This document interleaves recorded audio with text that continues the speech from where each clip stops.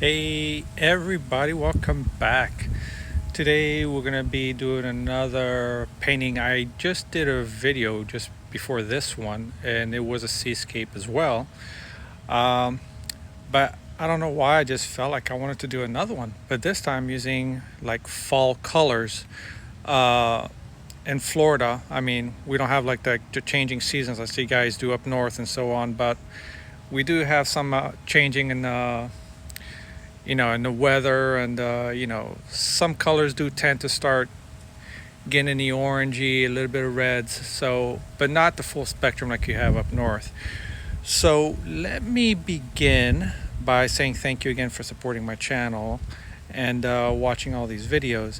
So the colors I have laid out here, the reason why you see the palette's a mess is because I just did the previous painting on this same palette, but I use the same colors, basically cad yellow medium, cad red medium, and ultramarine blue, burnt sienna, burnt umber, and titanium white. Now this is an 8x10 and it's a stretch canvas. Typically I usually paint on cradle birch wood, which I like because you could get a lot more details with it, and it's really nice. The paint just glides on, and I'm using acrylics here.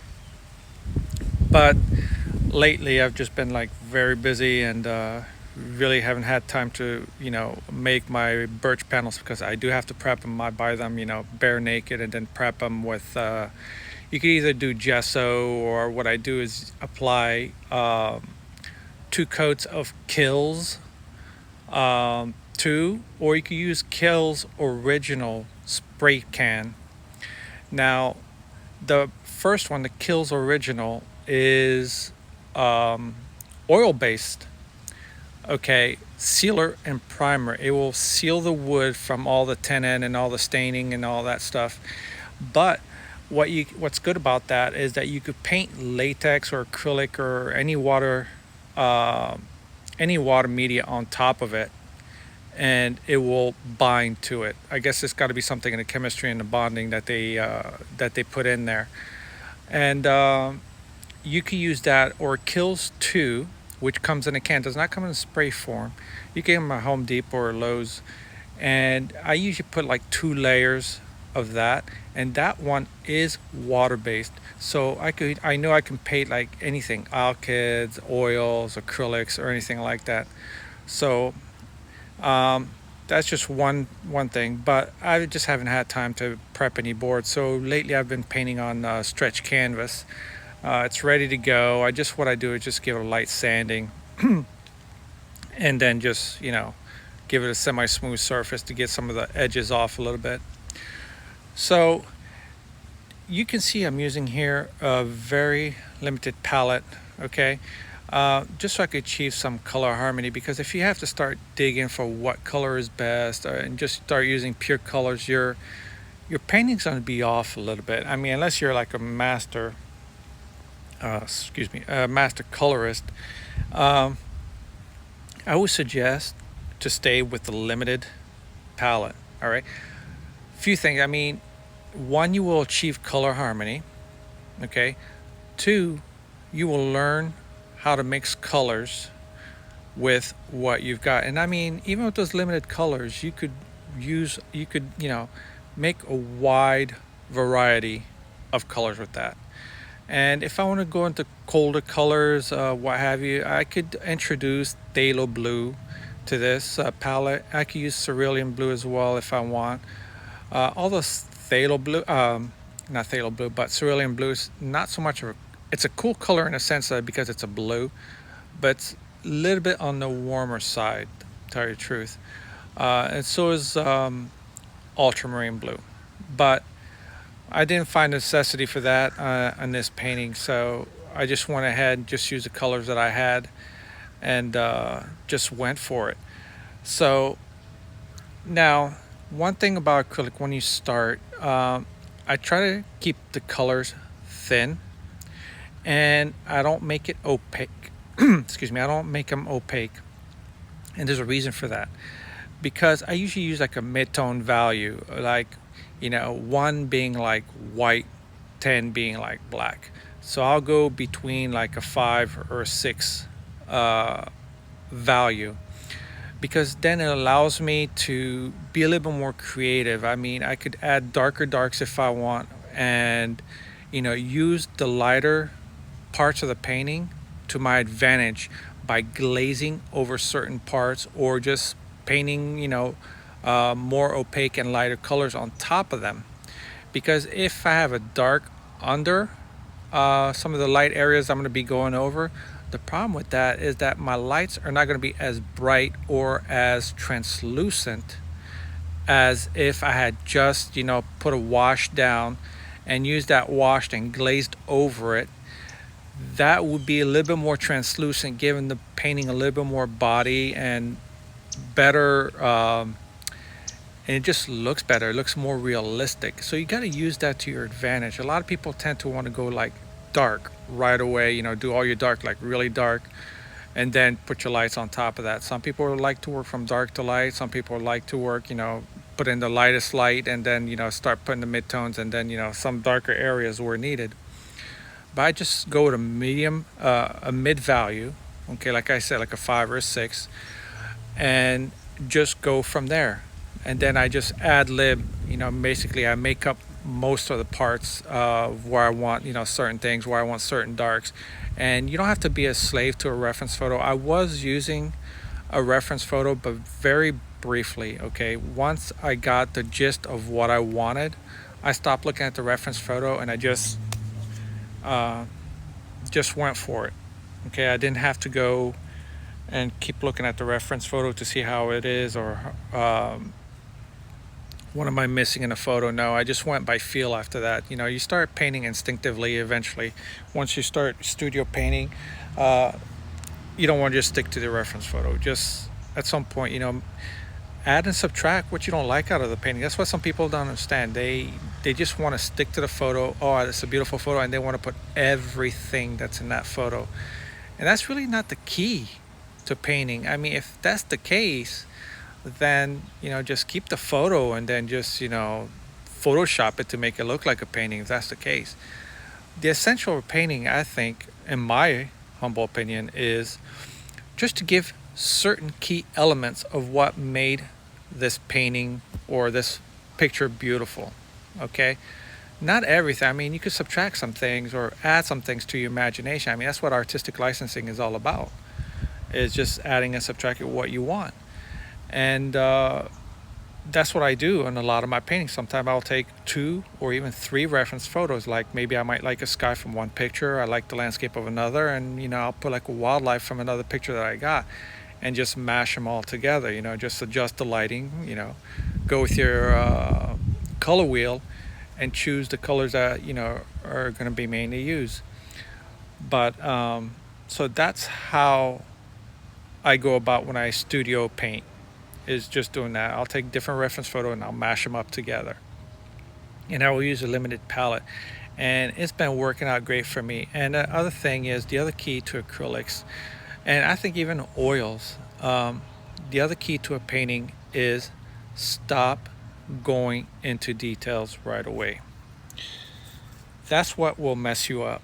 All right, a lot of people just want to go straight, jumping in detail. Oh my god, I got to do this little grass here, I got to do this, I got to do. No, just go for the major shapes.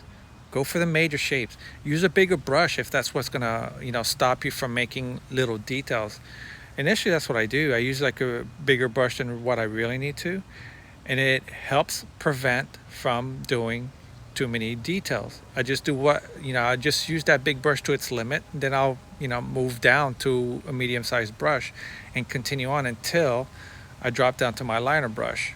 And I do the same thing with oils.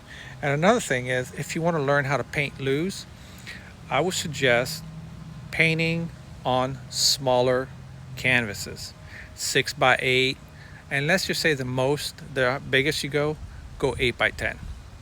That's what I've been doing. It's just I paint a lot on 8x10s, and it has helped me to get away from the details, okay, and just give an impressionistic view. I mean, you could get really detailed even on 8x10. I've seen some impressive paintings that are done on 8x10 and like so detailed, but you know, that's just not me. I don't see the purpose of it. Just take a picture at that point. But I do admire the skill. I give you that. So yeah, so practice on smaller canvases. That's the key.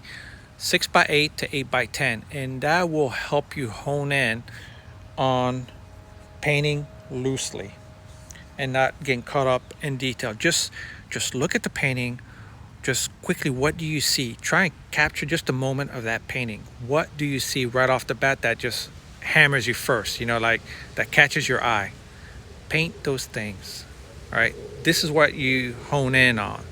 All right, and add these little elements here and there, just sporadically. Where you don't want the viewer to focus, don't put too much emphasis on that area of the painting. Don't put any, keep it blurry. Don't put too much details on that. Okay, and the eye will focus where you add detail. So wherever your focus is going to be, make that area a little bit more detailed. And I'm not saying too detailed, just a little bit of detail, more sharp lines, less blurry lines, and your eyes will focus there. All right, so that's a trick, you know. Well, I don't know, that's a trick, but it's just a psychological, I guess, trick, if you want to say it. It's just the way the eye works. We'll focus on what's not blurry. So anything that you find not important in a painting, or where you want your main focus to be, you make that area a little bit more focused and more detailed, a little bit sharper lines. The rest, semi-blurred, just make up whatever, you know. It's got no, doesn't have too much value to the painting. So that's another tip I just want to share with you.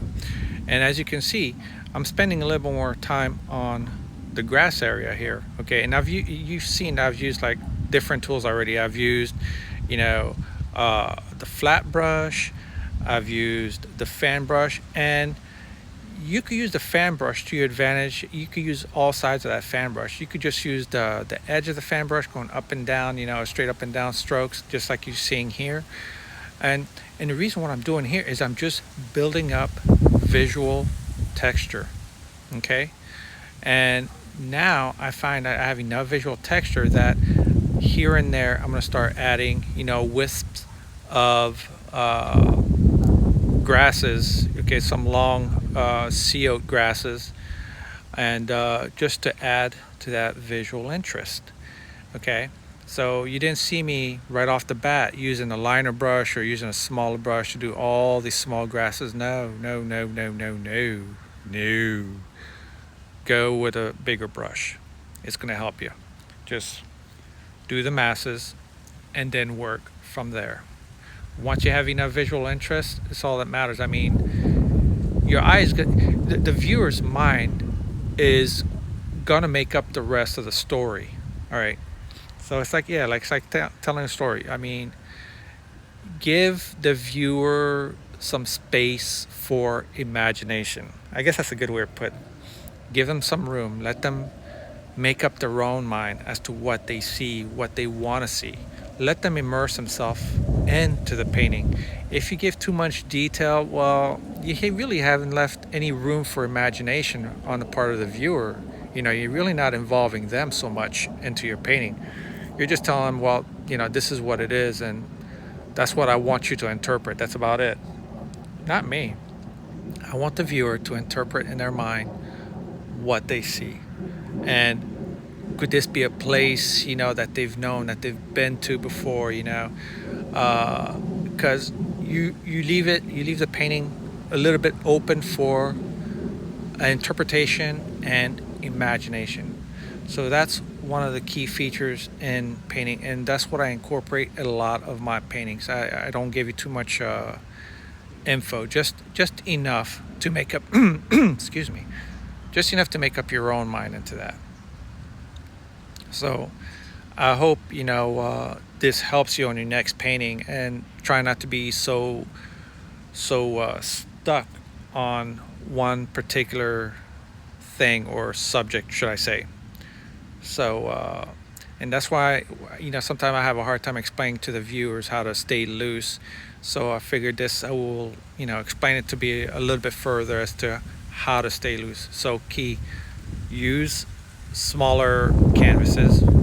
2, use biggest brush and use it as far as you can, as much as you can, to where you think okay, well, this brush is becoming useless to me because I cannot do anything more with it.